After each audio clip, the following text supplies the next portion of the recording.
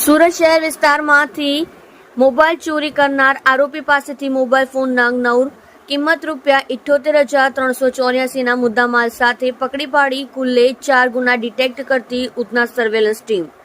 સુરત શહેરમાં ચોરી કરતા ઇસમોને પકડી પાડવા સારું તથા ચોરીના ડિટેક્ટ ગુનાઓ શોધી કાઢવા સારું સુરત શહેર પોલીસ કમિશનર સાહેબ શ્રી તથા ખાસ પોલીસ કમિશનર શ્રી સેક્ટર 1 સાહેબ નાઓની સૂચના મળેલ તથા નાયબ પોલીસ કમિશનર શ્રી ઝોન 2 સાહેબ તથા મદદનીશ police commissioner Shri C division સાહેબ નાઓએ ચોરીઓ કરનાર આરોપીઓને પકડવા સારું જરૂરી માર્ગદર્શન આપેલ।